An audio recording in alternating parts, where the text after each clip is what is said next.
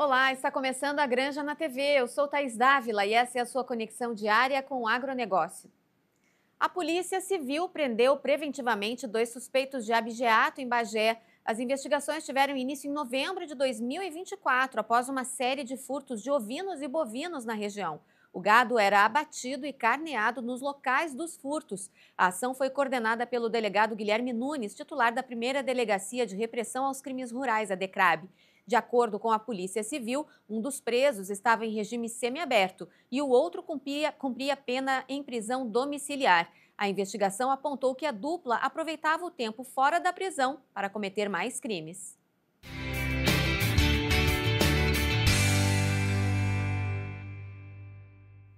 Hoje, Dia do Trabalhador, vamos falar sobre a realidade do trabalhador rural assalariado no Rio Grande do Sul. O estado conta com mais de 140 mil empregados nessa categoria, que atua nas mais diferentes pontas do setor. A gente conversa agora com o presidente da Federação dos Trabalhadores Rurais Assalariados no Rio Grande do Sul, a FETAR, João César La Roça. Tudo bem, presidente? Tudo bem. Vamos começar falando sobre um tema que é um problema para os trabalhadores rurais assalariados, que é a informalidade. Qual é a realidade hoje no estado? Infelizmente, a gente trabalha com essa realidade que é a informalidade no estado do Rio Grande do Sul, né? Num primeiro momento, quando a gente assumiu a presidência da FETAR, esse sempre foi o principal desafio nosso, combater a informalidade. Hoje nós temos esse número de quase que 140 mil trabalhadores próximos da formalidade, mas a gente calcula que, principalmente em época de safra, isso passa dos 200 mil. Então, é uma preocupação nisso, afetar, vem trabalhando muito forte para que aumente as convenções coletivas dentro dos municípios e das regiões, porque é através da convenção coletiva de trabalho que a gente consegue combater a informalidade, ao mesmo tempo que dá visibilidade para o assalariado rural e conseguir garantir a ele os seus direitos básicos, né, como trabalhador. E quais são as principais categorias dentro dos assalariados rurais, os mais numerosos que vocês têm contabilizados aí na federação? O Rio Grande do Sul é imenso, né? E dentro de toda essa imensidão e o tão amplo que é a questão do desenvolvimento do agronegócio, é muito diversificada a atividade dos assalariados rurais. Por exemplo, tu pega Deus da orizicultura, da produção do arroz, da pecuária, da fruticultura, da silvicultura, que estamos buscando a representatividade novamente desses trabalhadores, a questão das sementes, enfim.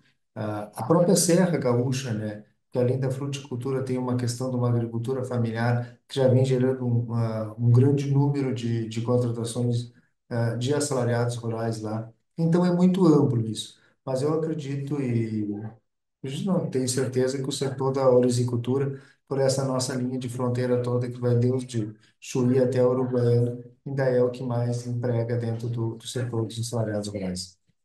E nesse Dia do Trabalhador, como é que você avalia a atividade? Todo mundo sabe a importância da agricultura. E o trabalhador rural assalariado é visto nessa realidade toda? Então, eu acho que o trabalhador, principalmente o assalariado rural, por muito tempo, ah, não teve a visibilidade merecida dentro da cadeia produtiva, né?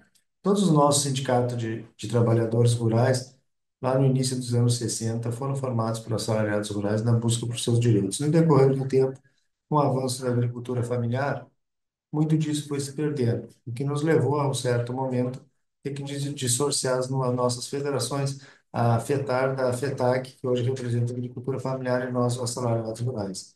Mas tendo como principal bandeira de trabalho fortalecer a nossa categoria e dar visibilidade ao assalariado rural. A gente sempre tem o nosso slogan que sempre diz que o assalariado é a mão forte que move todo o nosso agronegócio. Se nós temos hoje um agronegócio forte e que sustenta boa parte do nosso país, do nosso estado, dos nossos municípios, pode ter certeza que tem a mão do trabalhador e de uma trabalhadora rural lá se empenhando e dedicando a sua vida para que esse trabalho tenha êxito.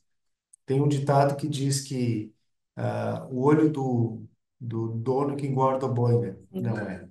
O que engorda o boi é o serviço do assalariado rural que está lá dia a dia trabalhando para que o seu patrão tenha sucesso financeiro. E isso é uma das principais bandeiras nossas da visibilidade, da importância de tirar esse assalariado, principalmente da informalidade que ainda se encontra hoje, que uma alta escala dentro do nosso estado. E essa informalidade acaba abrindo caminho também para outras questões, como o trabalho análogo à escravidão. O trabalhador assalariado formal acaba não tendo isso porque a fiscalização é muito intensa, né, João? É a porta de entrada. Na verdade, a informalidade é a porta de entrada para tudo de ruim que acontece na questão do nosso trabalhador, né? Quando é negado a ele os seus próprios direitos. Hoje, o Rio Grande do Sul vive uma fotografia de trabalho aonde em torno de 26, 27 mil trabalhadores estrangeiros entram no Rio Grande do Sul, principalmente para as safras da fruticultura na Serra Gaúcha, e onde, infelizmente, muito desse trabalhador ainda fica refém de organizações criminosas que muitas vezes acabam explorando eles de forma indevida, de forma criminosa, que é o que nos representa todo esse cenário do trabalho análogo à escravidão, que a gente lamenta tanto, porque isso tem uma questão humanitária dentro do nosso Estado, e nos dá uma visão muito ruim fora daqui também. Então, no mesmo momento que a gente combate tanto essa informalidade dentro dos nossos municípios, dentro do nosso Estado, nós ainda temos que lidar com essa situação que é a mão de obra estrangeira, que muita dessa mão de obra vem do Uruguai, vem da Argentina. Nós já estamos trabalhando com esses países também de uma forma organizada para tentar coibir isso e que isso aconteça de uma forma sistemática, organizada, e não da forma como vem acontecido, porque é através desses movimentos que a informalidade também se fortalece. Porque no momento que tu traz mão de obra estrangeira para cá, acaba desvalorizando a própria mão de obra que existe hoje dentro do Rio Grande do Sul. Então, só aumenta todo esse caos que a gente vive, principalmente nas épocas de safra. Agora, a gente ouve uma queixa generalizada no setor, que é a da falta de mão de obra para a agropecuária em todo o país, e no Rio Grande do Sul não é diferente. O que falta para juntar quem quer trabalhar com quem está precisando de um trabalhador? Quando eu te apresento esses números, que de 26 a 27 mil trabalhadores estrangeiros adentram o Rio Grande do Sul para trabalhar na época das safras, isso já demonstra, né, que existe realmente essa situação, mas muito pela desvalorização do trabalhador. O dia que o trabalhador rural, o dia que o assalariado rural for visto e remunerado da forma como ele merece, com certeza isso vai acontecer. Infelizmente, ainda existe uma ideia que o trabalhador rural é o que merece menores remunerações. Então, é lógico que o setor, os municípios onde tem empresa que tenha desenvolvimento muito de empresas, vai acabar seduzindo esse trabalhador a deixar o campo, a deixar o serviço rural e se direcionar para as cidades. Isso acontece aqui no meu município, acontece em municípios vizinhos, né? Principalmente até mesmo na questões agora. A gente passou por um processo eleitoral recente, onde muitos dos trabalhadores rurais buscam serviço até mesmo dentro das cidades para deixar o campo. Mas por quê? Porque encontram na cidade uma remuneração ainda melhor. Além da questão da informalidade, ainda temos que ver, sim, essa questão rural como uma fonte de emprego de melhor remuneração. E que ainda nos falta avançar nesse processo. Nós temos se melhorou muito a questão de maquinários, hoje tem grandes investimentos em grandes máquinas, investimentos a uma tecnificação muito grande, mas ainda falta a remuneração para esse trabalhador. Pois é, e essa questão do trabalhador rural tem ainda as particularidades do setor, né? São muitas atividades diferentes que requerem conhecimentos específicos. Como é que faz? Tu imagina que um pouco vem disso. É muito comum hoje tu encontrar no meio rural trabalhadores que não têm um grau de instrução muito alto, né? Que não têm nem tido a grande oportunidade de estudar. Mas isso não quer dizer que o trabalho deles seja menos importante. Isso não quer dizer que um trabalhador, um assalariado rural que opera uma máquina que vale milhões, não tenha o direito de receber bem por aquele trabalho que ele exerce. No momento que se tiver esse entendimento, porque não é fácil, assim, agora nós estamos em meias negociações de renovação coletiva de trabalho em todo o estado do Rio Grande do Sul. E não tem sido fácil o reajuste do salário para esses assalariados rurais. Não é fácil, sabe? O setor patronal ainda tem uma resistência muito grande sobre isso. E muito pode vir, sim, sobre esse entendimento de que o trabalhador não tem, por exemplo, uma formação específica e que não mereça, então, um salário muito maior. E acaba dando todo esse problema que é o êxito rural, onde as pessoas hoje, principalmente na nossa região de fronteira, há uma diminuição muito grande de pessoas que moram na zona rural. Muita gente indo para a cidade. E há pessoas que vão se desligando não só da questão de morar no campo, mas também até da sua identidade de trabalho, né? Então, vai alterando até esse pensamento que as pessoas, todo mundo quer ganhar melhor, todo mundo quer viver um pouco melhor. No momento que nós conseguimos diminuir a informalidade e melhorar a remuneração do nosso trabalhador, com certeza vai sobrar mão de obra no nosso serviço. Você mencionou a convenção coletiva. É mais complicado, pois nas cidades, por exemplo, a gente tem as convenções por categoria. Já no trabalho rural tem tantas coisas diferentes. Por exemplo, a pecuária leiteira não tem folga e tem que começar às 5 da manhã. Como é que faz para consolidar uma convenção trabalhista, levando em conta essas diferenças? Na maioria dos municípios, a gente não consegue separar isso de categorias, né? Então, vem muito sobre isso, sobre uma negociação, muitas vezes, do próprio patrão com o próprio trabalhador. Não existe uma. É muito difícil, por isso que eu te digo, o Rio Grande do Sul tem situações muito diferentes, ele é imenso, né? Então, por exemplo, o salário hoje que é negociado na região sul é diferente da região norte, é diferente da serra, é diferente do litoral, sabe? São situações diferentes. E muito, assim, a gente sempre sente muito que a cada negociação que a gente vai, a cada convenção coletiva que vai se discutir, não se entende por parte do patronal uma valorização desse trabalhador. Pelo contrário, todas as crises climáticas, todas as questões de economia globalizada, tudo que é processo sempre vai direcionado à diminuição da valorização do trabalhador. Por isso que a gente se encontra nesse cenário de várias vagas de emprego para trabalhar no campo, enquanto que muitos trabalhadores preferem sim trabalhar na cidade. Até porque houve uma evolução no campo, né? Hoje nós temos um campo tecnificado, nós temos um campo hoje, na maioria das vezes, com energia elétrica, com acesso à rede de celulares, enfim. Mas a questão ainda de valorização do assalariado rural ainda fica muito aquém daquilo que a gente acha como necessário. Bom, você falou sobre as crises climáticas. A gente vê o Rio Grande do Sul passando por problemas há tantos anos. Você entende que isso acabou provocando também um aumento da informalidade, já que o trabalhador formal tem um custo maior para o produtor que está em crise financeira? Eu acredito que prejudicou em todos os sentidos do setor, né? Acredito que essa situação climática aí prejudicou e causa uma tensão muito grande, né? Tem todo o processo que vem acontecendo. Hoje mesmo a gente vê esse debate todo em questão das dívidas dos, dos produtores, e a gente reconhece isso, mas entendemos também que não é o trabalhador que causa todo esse processo, né? A formalização se torna cara? Sim, eu também concordo contigo e acredito e sempre estamos aí prontos para debater isso e tentar construir ferramentas que flexibilizem até essa forma, desde que não saia da questão da formalidade. Porque aí, isso sim, aí não, a gente se nega a esse tipo de debate agora.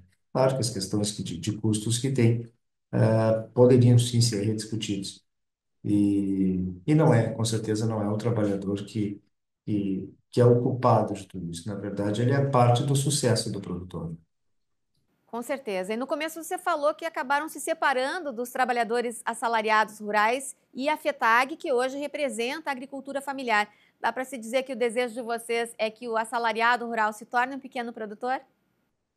Com certeza, né? Acho que esse é o sonho de todo assalariado rural, né? Acho que todo sonho de todo assalariado rural é que pudesse ter a sua terra e se tornar um agricultor familiar. Não são categorias concorrentes,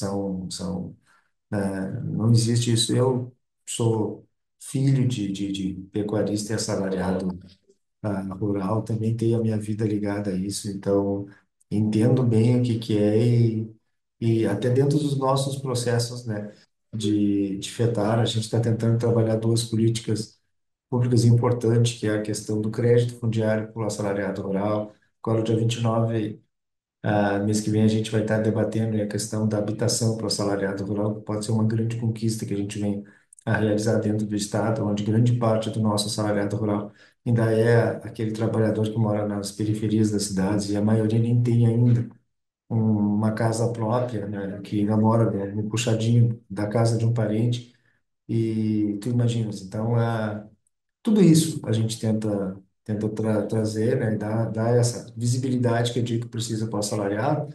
E nessa questão do que tu diz, eu acho que o sonho de todo assalariado é poder ter o seu pequeno espaço de terra para que possa produzir também. Até porque é o que ele sabe fazer, né?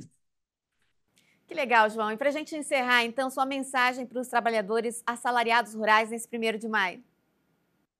Olha, eu quero deixar um abraço muito especial a cada trabalhador, a cada trabalhadora que faz toda essa engrenagem do nosso campo produtivo funcionar.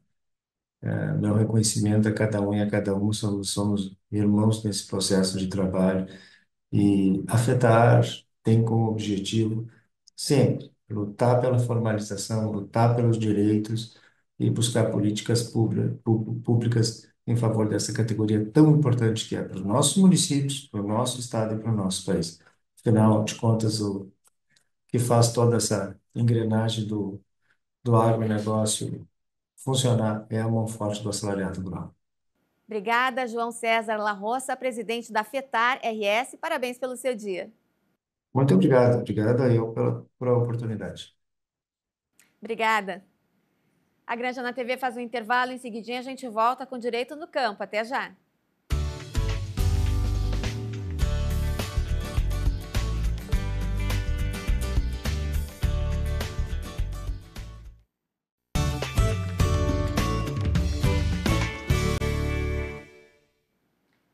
Estamos de volta com a Granja na TV.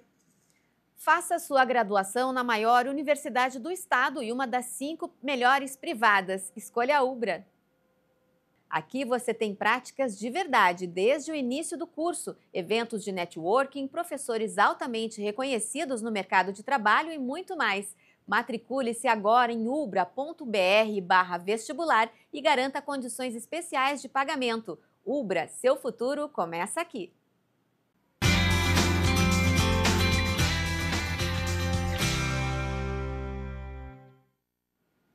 Após as reuniões em Brasília essa semana, discutindo o endividamento dos produtores, os movimentos representativos decidiram não realizar as mobilizações que estavam previstas para hoje. A Federação dos Trabalhadores na Agricultura do Rio Grande do Sul, a FETAG, aprovou mobilizações a partir do dia 13 de maio em Porto Alegre. O movimento SOS Agro e a APER informaram que aguardam o fim da colheita na metade sul do estado para iniciar as manifestações. As soluções propostas pelo governo são o tema de hoje do nosso quadro Direito no Campo, com o advogado especialista em direito do agronegócio, Francisco Torma. Tudo bem, Torma? Oi, Thaís, tudo bem? Bem, isso que o ministro trouxe como resultado dessa reunião na última terça-feira, tem alguma novidade ou é mais do mesmo com outras palavras? Olha, esse cenário que nós estamos vivenciando esse ano de busca de soluções de problemas, ele está sendo bem diferente do que nós vivenciamos no ano passado com o problema das enchentes. No ano passado, por mais que as soluções demoraram e às vezes foram de difícil acesso por parte do produtor rural, nós vimos um governo federal procurando respostas, procurando soluções e criaram-se resoluções, criaram-se medidas provisórias, criaram-se várias ferramentas que, com o passar do tempo, algumas foram interessantes para o produtor, outras nem tanto, mas houve uma boa vontade. O que nós estamos vendo nesse ano é totalmente diferente. Essa última manifestação do ministro da Agricultura me leva a crer que nós realmente temos um olhar muito pequeno do governo federal para buscar soluções, porque na verdade o que ele está me dizendo e que ele falou nessa entrevista é que o produtor vai ter que resolver os seus problemas financeiros através do Manual do Crédito Rural, que é algo que sempre existiu. Eu realmente não preciso que o governo federal me diga isso, porque é uma ferramenta que já existe. O que o ministro falou especificamente nessa última manifestação, é que ele está oficiando ao Conselho Monetário Nacional para que, então, exista a possibilidade de ser revisto um limite que existe no Manual do Crédito Rural, de que as instituições financeiras só podem prorrogar até 8% da sua carteira de clientes. Então, vamos supor que um determinado banco tenha muitos pedidos de prorrogação, ele tecnicamente poderia prorrogar somente 8% da sua carteira e os outros 92% não poderiam ser prorrogados. E ele pede, então, que o Conselho Monetário Nacional mude essa regra aqui para o Rio Grande do Sul para que os bancos possam prorrogar as operações de todos os produtores que precisam. Ocorre que, na prática, essa limitação existe para poucos casos dentro do Manual do Crédito Rural, como, por exemplo, os recursos de investimento, os recursos lá da economia cafeeira, que sequer vai atender aqui o nosso Estado. Para a maciça maioria de custeios de produtores rurais, isso não faz diferença nenhuma, porque essa regra já não se aplicava. Então, na prática, é mais um movimento no sentido de fazer um discurso bonito, no sentido que estamos fazendo alguma coisa, do que efetivamente buscar a solução. A solução que se buscava, que se pretendia, era uma prorrogação por alguns meses de todas as operações de crédito rural, para que nesse meio tempo seja possível viabilizar a securitização. Isso não aconteceu e o que o governo federal está nos dizendo é: produtor, virem-se com o Manual do Crédito Rural. Bom, isso nós mesmos já dissemos aqui no nosso programa várias vezes, que era a ferramenta que o produtor tinha à disposição e que era o que ele deveria observar. Agora o governo federal basicamente está nos dando razão, Thaís. Nós tínhamos razão, o produtor tem que se organizar através do Manual do Crédito Rural. E ele citou o Manual de Crédito Rural várias vezes durante a fala dele, então realmente o produtor vai ter que se virar com essas possibilidades, considerando as particularidades de cada tipo de financiamento, né, Torma, que o produtor tomou faz diferença. Perfeito, que é a regra que já existe, isso sempre existiu, o produtor sabe que diante de uma frustração de safras, ele tem que buscar os laudos agronômicos, fazer as solicitações ao banco. O Manual do Crédito Rural não traz um prazo específico, isso vai ser analisado de acordo com a capacidade de pagamento desse produtor, ou seja, aquilo que nós aqui já sabíamos, já vemos orientando os produtores há muito tempo, de organizar suas operações nesse sentido. Importantíssimo que o produtor faça tudo isso, como já dissemos em outros programas, antes do vencimento, para que o banco não diga que não vai poder lhe atender depois, porque um dos requisitos é justamente esse: fazer essa solicitação antes do vencimento, sob pena de perder esse direito.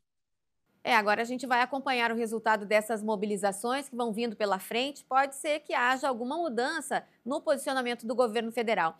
Agora, mudando de assunto, Torma, essa semana teve uma notícia importante com o STF, a partir de uma decisão do ministro Flávio Dino, determinando a desapropriação de imóveis onde for comprovada a prática de incêndios criminosos. Vamos traduzir isso para quem está nos assistindo. O que isso representa para o produtor? Pois é, Thaís, lá no STF estão discutindo em um processo movido pela Rede de Sustentabilidade questões importantes que se referem à propriedade rural. E essa decisão do Flávio Dino, que foi divulgada pela mídia, ela causa preocupação para agricultores, para produtores rurais, mas também para nós da comunidade jurídica, que não estamos entendendo adequadamente o que o ministro quis dizer com essa decisão. Mas olha só, o que está sendo discutido nesse processo aqui é, entre outras questões, a possibilidade da aplicação do artigo 243 da Constituição Federal para propriedades em que há prática de crime ambiental doloso, ou seja, o produtor quis praticar aquele incêndio florestal na sua própria propriedade. Mas o que diz o artigo 243 da Constituição?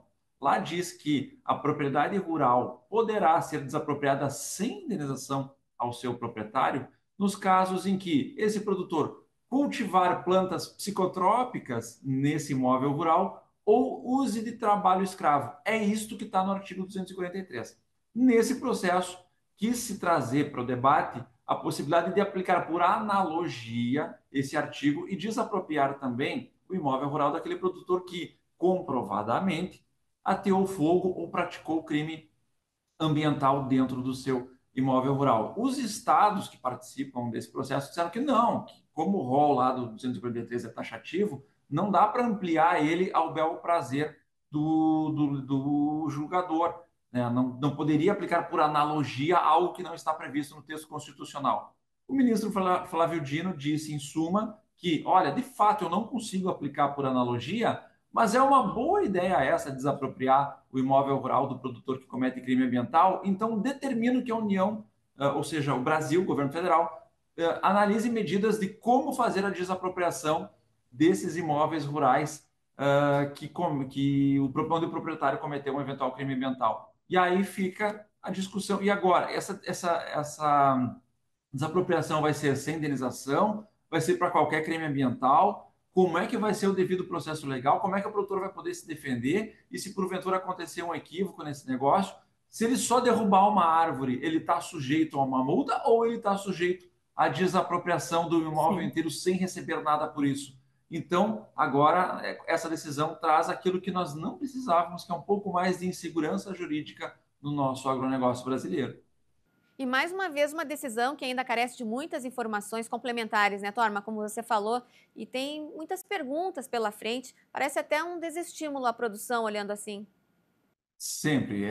O que nós temos percebido é que tudo que vem, tudo não, mas muitas coisas que vêm do governo federal, que vêm do judiciário, de fato desestimulam a produção, porque eu coloco o produtor numa posição muito perigosa. Veja que, por uma interpretação literal do que está escrito aqui, ele está determinando que a União faça a desapropriação por qualquer crime ambiental. Então, o produtor que daqui a pouco cometeu um crime de pequeno potencial, derrubou uma árvore, lidou com algum buraco que não deveria, ele está sujeito hoje a uma sanção de multa ou até um processo criminal por conta disso. Está tudo certo, faz parte do jogo, faz parte da lei. Agora, o que está se cogitando é desapropriação. Será que vai atingir também esses pequenos crimes? Bom, por uma análise literal do que está aqui, poderia pegar qualquer tipo de crime, e aí nós começamos a ter uma preocupação gigantesca sobre o nosso direito de propriedade aqui no Brasil, se é que nós ainda temos direito de propriedade aqui no Brasil.